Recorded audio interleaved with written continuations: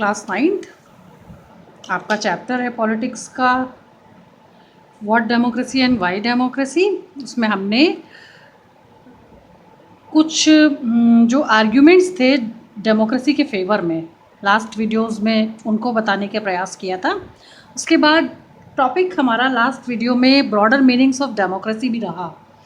उसके बाद फिर इसी जो ब्रॉडर मीनिंग्स ऑफ डेमोक्रेसी हमारा टॉपिक चल रहा है, उसी में एक रिलेटेड कार्टून है जो कि फेमस कार्टूनिस्ट आर के लक्ष्मण ने बनाया।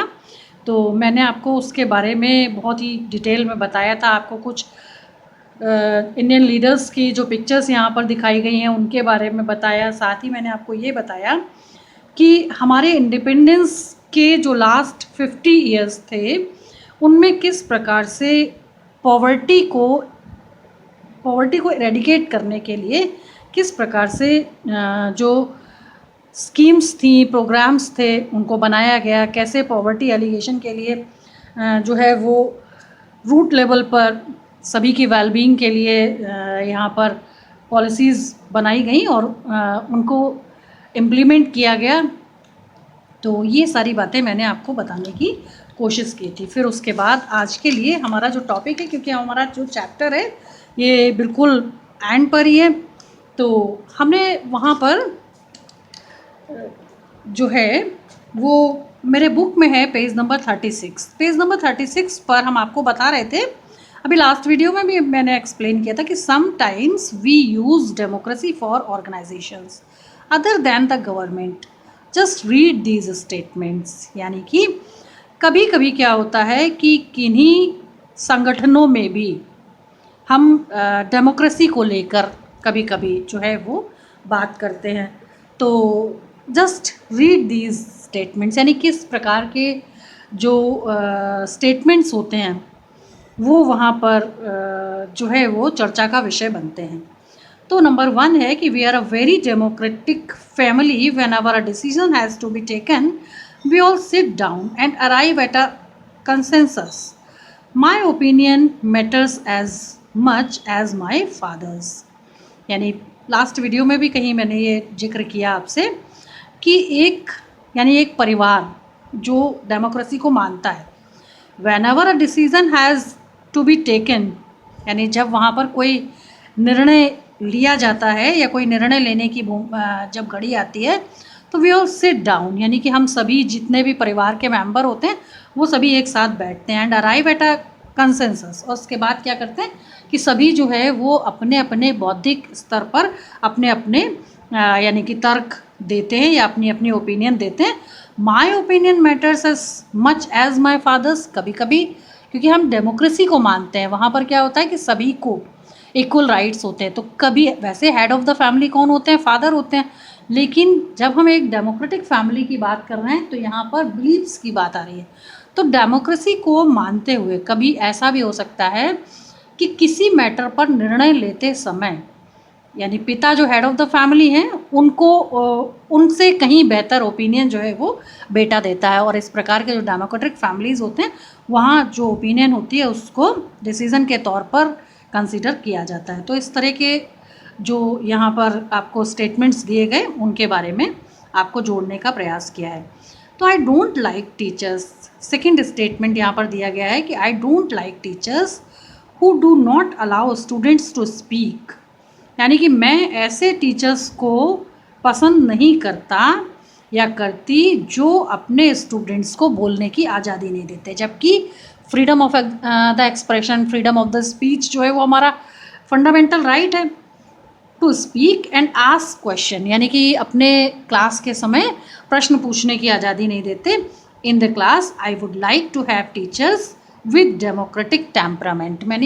मीन्स कि मैं ऐसे टीचर को लाइक करता हूँ जो डेमोक्रेटिक टेम्परामेंट के होते हैं। मीन्स कि जिनकी जो विचारधारा है वो बहुत ही उदार होती है, लोकतांत्रिक होती है, वहाँ पर बोलने की आज़ादी होती है और वहाँ पर प्रश्न पूछने की आज़ादी होती है और टीचर से मैं यानी बेझिझक कुछ भी पूछ सकता हूँ। तो मुझे डेमोक्रेटिक टेम्परामेंट वाले जो टीचर होते हैं वो पसंद हैं। नेक्स्ट यहाँ पर कहा गया है कि one leader and his family members decide everything in this party, यानी जैसे कांग्रेस पार्टी के बारे में अगर कहा जाए कि एक ही नेता और एक ही परिवार के सदस्य जो हैं वो सब कुछ डिसाइड कर लें। जैसे कांग्रेस पार्टी में है कि सोनिया गांधी और राहुल गांधी जो हैं वही सब कुछ डिसाइड कर लेते हैं। How can they talk of democracy, क्या वो लोकतंत्र की बात कर सकते हैं? क्योंकि उनकी अपनी पार्टी में internal lack of internal democracy देखा जाता है।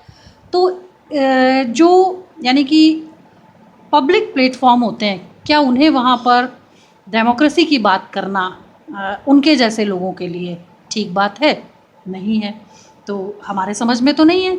तो लेकिन भारत जैसे देशों में ऐसा होता है क्योंकि फ्रीडम ऑफ स्पीच है, तो सभी को कुछ ना कुछ कहने का, बोलने का राइट है। और फिर वो तो बहुत पुरानी एक पॉलिटिकल पार्टी कांग्रेस पार्टी से आते हैं, तो विशेषाधिकार है उन्हें। तो जो भी है, तो हम उनके बारे में बात नहीं करते यहाँ पर केवल कहा गया था यहाँ पर कि one leader and his family members decide everything in this party, इसलिए मुझे नाम लेना पड़ा। तो these ways of using the word democracy, यानी ये जो सेंटेंसेस थे उनके माध्यम से आपने देखा कि किस तरह से वर्ड डेमोक्रेसी को यूज़ किया गया। Go back to its basic sense of a method of taking decisions, यानी कि डेमोक्रेसी का जो बेसिक सेंस है जिसमें कि फंडामेंटल राइट के तौर पर freedom of speech and expression जो है उसको उसका कहीं ना कहीं उसको कनेक्ट किया गया। तो ये एक मेथड ऑफ टेकिंग डिसीजन है जो कि हमें कौन देता है? डेमोक्रेसी प्रोवाइड करता है। A democratic decision involves consultation with and consent of all those who are affected by that decision, यानी एक डेमोक्रेटिक डिसीजन लेते समय इन्वॉल्व होते हैं कौन? कंसल्टेशन, यानी कुछ ऐसे लोग जिनसे कंसल्ट किया गया होता है उस इशू पर या उस मैटर पर। With and consent, consent means जो यानी कि जिनसे कंसल्टेशन लिया गया था उनका कंसेंट लेना भी बहुत ज़रूरी होता है। क्या वो एग्री हैं? कंसेंट वर्ड का मतलब होता है कि सहमति।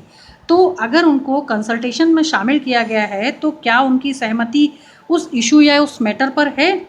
Of all those who are affected by that decision, कि कंसेंट जानना क्यों ज़रूरी है? क्योंकि हो सकता है उस एक लिए गए निर्णय से काफ़ी सारे लोग जो हैं वो प्रभावित हों।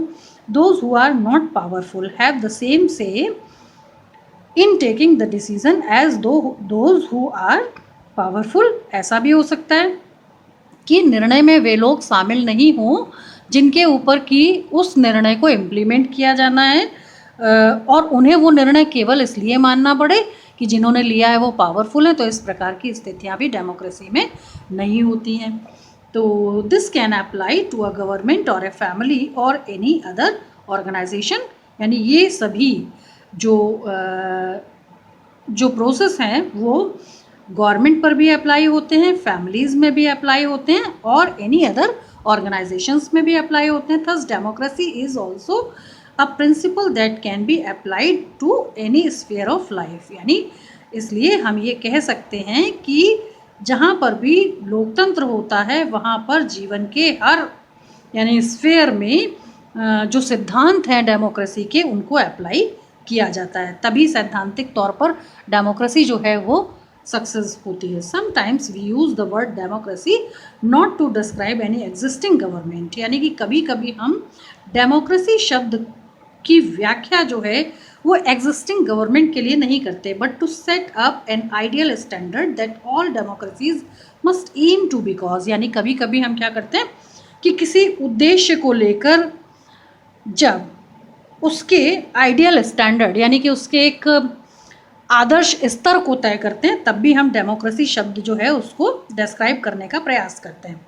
तो यहाँ पर फिर से दो आर्ग्यूमेंट्स दिए गए हैं। नंबर 1 कहता है कि true democracy will come to this country only when no one goes hungry to bed, यानी यहाँ पर डेमोक्रेसी का जो हमें एक चेहरा दिखता है, जो सच्चा चेहरा है, वो क्या चेहरा हमें क्या दिखाता है कि हमारे देश में रहने वाला जो कोई भी व्यक्ति हो वो भूखा जो है वो बिस्तर पर ना जाए या भूखा ना सोए। तो ये एक यानी सत्यता जो है वो दिखती है कि जो गवर्नमेंट्स होती हैं उनका ये प्रयास होता है कि कोई भी व्यक्ति जो है हमारे देश में रहने वाला जो भारतवासी है वो भूखा ना रहे। तो एक ये है। और दूसरी बात है, यहाँ पर एक और आर्ग्यूमेंट दिया है कि in a democracy every citizen must be able to play equal role, यानी एक लोकतंत्र में प्रत्येक जो नागरिक हो उसकी जो भूमिका है वो बिल्कुल समान हो, यानी ऊंच नीच, गोरा काला, शिक्षित अशिक्षित, ये सब कुछ नहीं होना चाहिए, यानी किसी भी ग्राउंड पर डिस्क्रिमिनेशन जो है वो नहीं होना चाहिए, बल्कि इक्वल रोल उसे प्ले करना चाहिए इन डिसीजन मेकिंग, यानी कि किसी भी निर्णय को लेते समय। For this you don't need just an equal right to vote, क्योंकि यहाँ पर यानी जो डेमोक्रेसी है वहाँ पर इक्वल राइट टू वोट जो है वो जस्ट हमारा एक राइट है इसलिए। तो every citizen needs to have equal information, यानी प्रत्येक जो नागरिक है उसके पास देश की हर सूचना को प्राप्त करने का समान रूप से अधिकार है। Basic education, equal resources and a lot of commitment, यानी इस प्रकार से हमारे देश के हर संसाधन पर, हमारे देश में शिक्षा के जो आधारभूत साधन हैं तथा अन्य जो भी कमिटमेंट गवर्नमेंट करती है उन सभी पर हमारे देश के सभी नागरिकों का समान रूप से अधिकार है। तो ये जो है वो हमारा टॉपिक था। आप लोगों को आई होप कि समझ आया होगा। तो आप लोग पढ़िएगा और फिर उसके बाद मुझे बताइएगा कि आप लोगों को समझ। 9th, एक बार फिर से हम डेमोक्रेसी को बहुत बेहतर तरीके से समझने का प्रयास करें। तो if we take these ideals seriously, यानी जो भी लोकतंत्र है उसके जो भी आदर्श हैं उनको हमें बहुत ही गंभीरता से लेना है। Then no country in the world is a democracy, अगर कोई भी यानी दुनिया का देश लोकतंत्र के आदर्शों को गंभीरता से नहीं लेता तो वो लोकतांत्रिक देश नहीं हो सकता। Yet an understanding of democracy as an ideal reminds us of why we valuable democracy, यानी कि जब हम लोकतंत्र को आदर्श मानते हुए मूल्यवान मानते हैं या समझने का प्रयास करते हैं तो ये हमें आदर्श स्वरूप दिखता है। इट इनेबल्स अस टू जज। इनेबल वर्ड का मीनिंग होता है सक्षम बनाना, यानी कि जो लोकतंत्र होता है वो हमें सक्षम बनाता है अस टू जज, यानी कि हम अपने समाज में व्याप्त होने वाले किसी भी यानी जो सोशल इविल्स हैं उनको जज कर सकते हैं। हमारे आसपास जो घटनाएं होती हैं उनको जज करने का एक जो हमारे अंदर जो खूबी है वो इसके कारण आ जाती है, क्योंकि हमारे अंदर एक डिसीज़न मेकिंग जो कैपेसिटी होती है वो डेवलप हो जाती है। तो जज an existing democracy and identify it's weaknesses, तथा डेमोक्रेसी जो है वो हमें सक्षम बनाता है कि हमारे लोकतांत्रिक जिस देश में हम रहते हैं उसमें जो हमारे आसपास का जो समाज है जहाँ हम रहते हैं तो वहाँ पर उसकी वीकनेसेस क्या हैं, यानी उसकी कमजोरियाँ क्या हैं, जो घटनाएं जो परिदृश्य हमें दिखते हैं उनको आइडेंटिफाई करना कि ये सही है ये गलत है, ये सब कुछ जो निर्णय लेने की जो क्षमता है इसको इम्प्रूव कौन करता है, डेमोक्रेसी के माध्यम से होता है। It help us to distinguish between a minimal means होता है कम से कम, यानी कि ये हमें कम से कम, डिस्टिंग्विश मीन्स जो अलग अलग प्रकार के होते हैं हमारे समाज में, democracy and a good democracy, यानी कि ये हमें एक अच्छे लोकतंत्र की अच्छे लोकतंत्र के बारे में समझने में कम से कम मदद करता है, यानी कि हमारी मदद करता है कि हम लोकतंत्र को बेहतर तरीके से देख पाएँ और उसके जो डिस्टिंग्विश पॉइंट्स हैं, उसके जो अलग अलग पॉइंट्स हैं उन पर फोकस करें और उनको बेहतर समझने का प्रयास करें। In this book we do not deal much with this expanded notion of democracy, यानी इस पुस्तक में हमें डेमोक्रेसी के जो एक्सपेंडेड नोशंस हैं उनके साथ डील करने का प्रयास करना जो है वो इसके माध्यम से सिखाया गया है। Our focus here is with some core institutional features, यानी कि हमारा जो फोकस है, हमारा जो ध्यान है, वो पूरी तरह से जो संवैधानिक जो कारक हैं उनके कोर का मतलब कि उनके एक रूट लेवल पर होने वाली, जैसे हमारे देश में जो काम करने वाली संस्थाएं हैं, रूट लेवल पर वो कैसा काम कर रही हैं, बेहतर है या ख़राब है उनका प्रदर्शन, किस प्रकार से जो डिज़र्विंग लोग हैं उनको बेनिफिट उनका मिल पा रहा है या नहीं मिल पा रहा है। तो ये सारी चीज़ों की जो समझ है वो हमारे अंदर एक्सपेंड करने का की जो क्षमता है उसे डेमोक्रेसी विकसित करता है। तो यहाँ पर हमें बताने का प्रयास किया गया है कि next year you will read more about a democratic society, कि जब आप अगले वर्ष क्लास 10th में होंगे तो आपको यानी लोकतांत्रिक समाजों के बारे में बेहतर तरीके से उनका मूल्यांकन करना जो है वो आपको सिखाया जाएगा। At this stage we just need to note that democracy can apply to many spheres of life, कि वर्तमान में यानी जिस स्टेज पर हम हैं,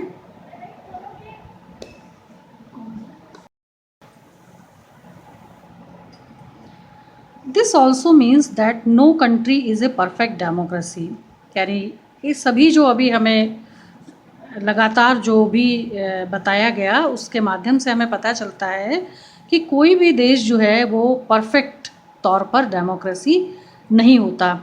the features of democracy that we discussed in this chapter provide only the minimum conditions of a democracy, यानी इस अध्याय में जितना भी डिस्कशन हमें प्रोवाइड कराया गया उस डिस्कशन के माध्यम से हमें पता चलता है कि डेमोक्रेसी की मिनिमम कंडीशंस जो हैं वो हमने जो है वो स्टडी की इस चैप्टर के माध्यम से। That does not make it an ideal democracy, यानी कि ये जो भी डिस्कशंस हमने देखे उसके माध्यम से ये एक आइडियल डेमोक्रेसी जो है वो नहीं बनते।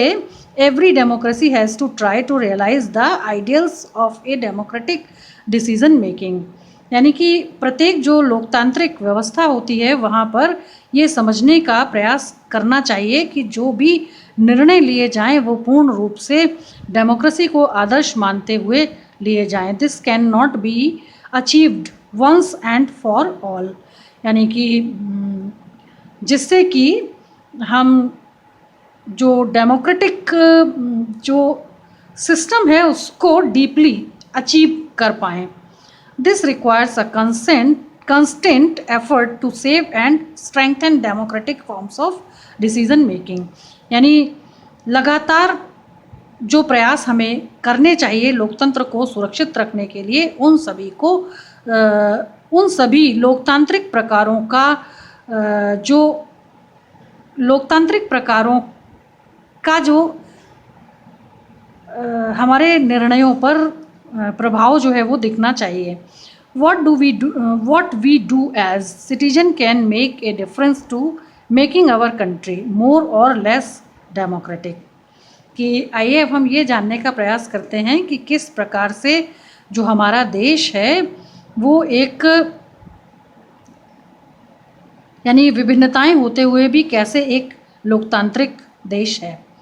This is the strength and the weaknesses of democracy, यहाँ पर इसका मतलब कि ये यानी जो लोकतंत्र जिसे हमने एडॉप्ट किया हुआ है वो एक तरीके से हमारा स्ट्रेंथ भी है, यानी हमारी ताकत भी है, and the weakness of democracy, और कहीं ना कहीं इसमें कुछ कमजोरियां भी दिखती हैं।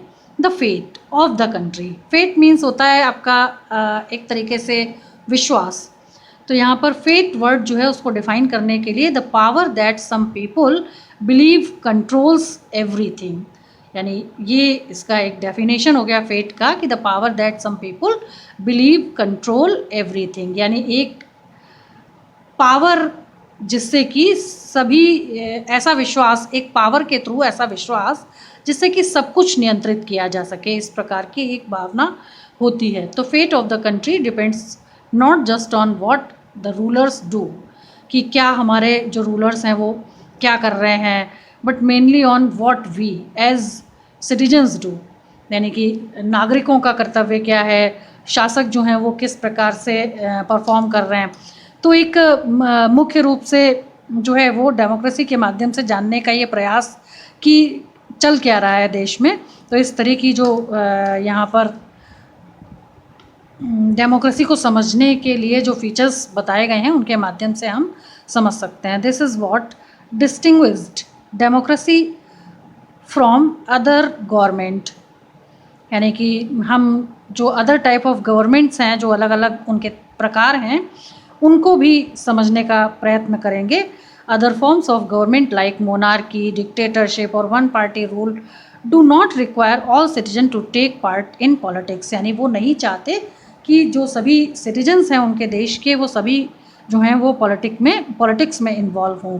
इन fact most non democratic government would like citizens not to take part in politics, यानी जो नॉन डेमोक्रेटिक गवर्नमेंट्स होती हैं वे कभी भी पसंद नहीं करती कि उनके सिटीजन्स जो हैं वो पॉलिटिक्स में पार्ट लें।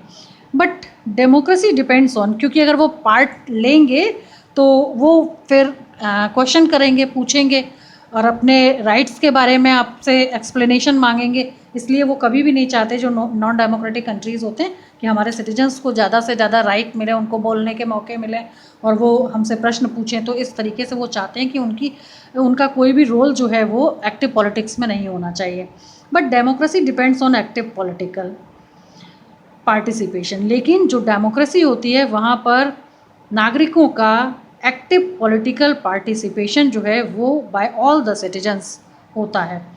That is why A study of democracy must focus on democratic politics. इसलिए हमने लोकतंत्र का जो अध्ययन किया है उसमें राजनीतिक लोकतंत्र जो बिंदु है उस पर फोकस करने की कोशिश की है, ताकि ज़्यादा से ज़्यादा जो डेमोक्रेटिक कंट्रीज़ के जो सिटीजन्स हैं उनको अपने राइट्स के बारे में, अपनी ड्यूटीज़ के बारे में और जो भी पॉपुलर फीचर्स हों उनके बारे में पता हो सिटीजन्स को, और वो फेवर और डिसफेवर में भी जो जानकारियाँ हों उनके बारे में उनको पता हो, ताकि वो अपने देश में जो भी व्यवस्था है डेमोक्रेसी की उसके बारे में डीपली समझ सकें और अपने अधिकारों का प्रयोग कर सकें। तो इस तरह से ये हमारा चैप्टर था। There can be various ways of taking decisions in a democratic manner as long as the basic principle of consultation on an equal basis is accepted, यानी कि डेमोक्रेसी में जो विविध प्रकार से निर्णय लिए जाते हैं उन निर्णयों में कहीं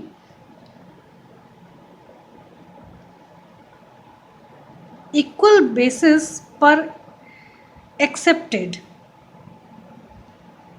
कंसल्टेशन शामिल होता है, यानी कि जिस मुद्दे को लेकर कोई भी निर्णय लिया जाता है वो किसी भी समूह विशेष का है या किसी भी जाति विशेष का है या जो भी है, तो वहाँ पर यानी कोई भी निर्णय लेने से पहले तो उनसे कंसल्ट किया जाता है। उसके बाद डेमोक्रेसी का प्रिंसिपल क्या है कि ऐसा एक सॉल्यूशन ढूंढा जाता है जो कि सभी को एक्सेप्टेड हो, स्वीकार्य हो। तो डेमोक्रेसी में इस तरह के प्रयास किए जाते हैं कि सभी जो लोग उसमें यानी किसी भी इशू में इन्वॉल्व हों या किसी भी डिस्प्यूट में हो, तो एक सर्वमान्य प्रकार का एक सॉल्यूशन जो है वो ढूंढने का प्रयास लोकतंत्र में किया जाता है। The most common form of democracy in today's world is rule through people selected representatives, यानी कि एक the most common form of democracy, एक सबसे जो कॉमन फॉर्म ऑफ डेमोक्रेसी है अधिकांशतः वर्ल्ड में आज is rule through people selected representatives. वो दिखता है कि जिन देशों में लोकतांत्रिक व्यवस्था है वहाँ पर जन प्रतिनिधियों को चुनकर भेजा जाता है। We shall read more about that in chapter 4, यानी हम लोग जो हैं वो इस प्रकार से जो इलेक्टोरल सिस्टम है उसको प्रॉपरली स्टडी करेंगे चैप्टर 4 में। But if the community is small, there can be other ways of taking democratic decisions.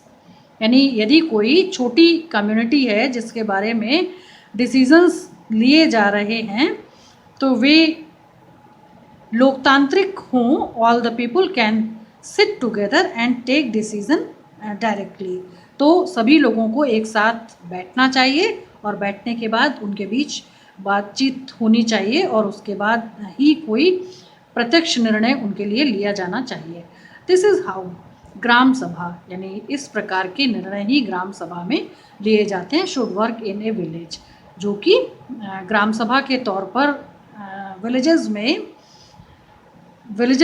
में यानी कि अपनी भूमिका निभाते हुए